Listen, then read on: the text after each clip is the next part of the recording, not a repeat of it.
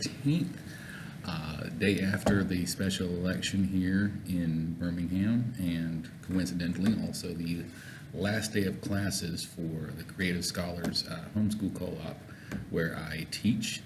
This is the last day of classes for the fall semester anyway. And I have just finished with my teaching my U.S. history class. Our final lesson for the semester was about the women's suffrage movement, which is kind of befitting given the current events. I wish I could say I had planned it out that way, but that's how it worked out, and it really gave us a good discussion for the class. And there are a couple of themes that came out towards the end of our class discussion that really kind of stayed with me, and I'm going to take this time before my next class starts. I'm going to go ahead and share them with you because I thought they were really apropos given the events in the world around us right now. First thing is that the main lesson I've always wanted my students of history to take away from my history class, or any history class for that matter, is that history is not just something that we study that happened to people in the past. History is an ongoing thing. Maybe in the seminal events, the World War I's, World War II's of history, people kind of realize like, oh, this is a major event in the world. But for the most part of history, the people who lived during the 1910s, the 1890s, 1900s, the progressive era of American history, I'm pretty sure they didn't go about their lives thinking, oh, yeah, people are going to look back and realize this is a turning point in American culture and American politics, with the rise of Teddy Roosevelt and Woodrow Wilson and the progressive presidents. I'm pretty sure they didn't think this was going to be a huge turning point towards the middle class. That's just not how people think in their day-to-day daily lives. You can look at what's going on in the world and in the youth today and say, I think this is important. This feels like a turning point in American history, but we won't really know the significance of any of this until we can see what the results will be.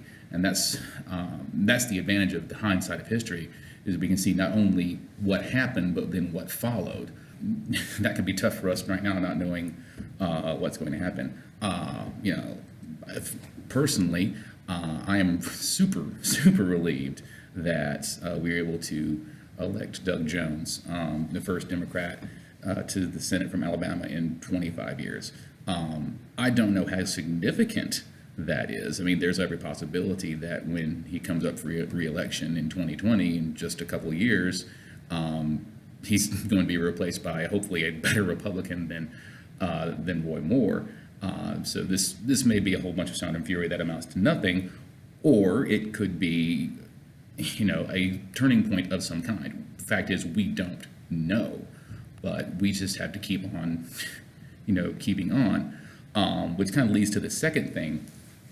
We were talking specifically about the women's suffrage movement and its impact. And a lot of times when historians study women's suffrage, or at least not historians, but history students, the focus tends to be on the early 20th century, when the suffrage movement actually picked up its most steam and actually culminated in the passage of the 19th Amendment in 1920. But if you go back, the women's suffrage movement actually started back in 1848, many decades before. It was Susan B. Anthony at the Seneca Falls Convention.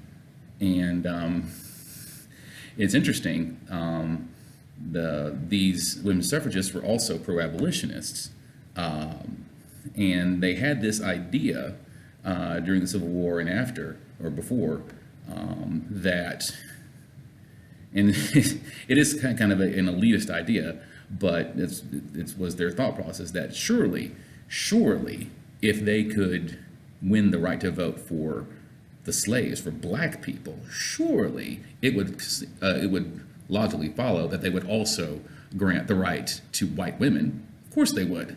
Well, of course they didn't. We know that now.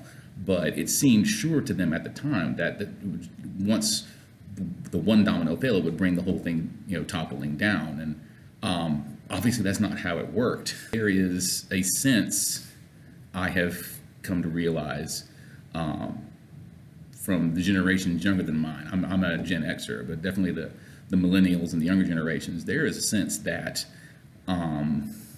all those in power are arrayed against them. That even in a democratically elected government such as ours, that we have 80 something, 90 something percent re-election rate among our elected officials in the country, despite the fact that the approval rates of our government are just abysmally low.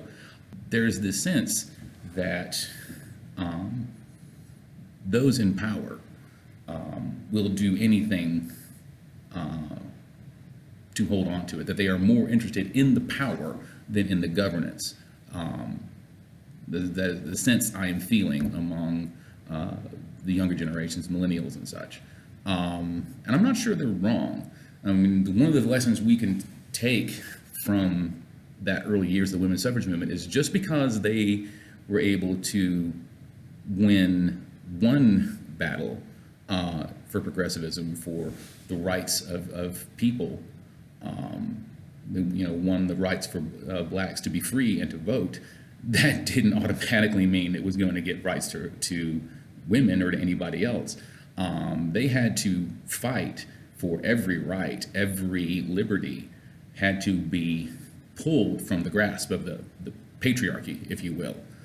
I think that's something that we have to remember today. I mean, obviously this is a much more progressive and much more free and equal America now than it was in the 1920s or the 1860s, or the 1840s.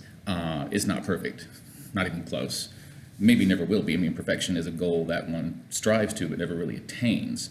I think it's the striving that is the epitome of our human condition, striving for that perfection that we never actually attain. But there are still battles to be fought, and every inch of ground has to be fought for. It just doesn't, come crashing down because you win one victory. I think the biggest civil rights issue of this past decade was, the fight for marriage equality. Okay, we got our Supreme Court decision, yay. But now what? What's the next battle? Susan B. Anthony, started fighting for women's suffrage in 1848. Didn't live to see the passage of the 19th Amendment. She fought her whole life. It happened, I think, 12 years after she died. It's always a fight, and you have to keep doing it. And those are two lessons that I wanted to leave my class with as they went into their holiday break from this semester, and it's sort of stuck with me. And I wanted to share it with the rest of you, whoever may be watching this. So thanks for letting me ramble, and I hope you enjoyed my time. Thank you.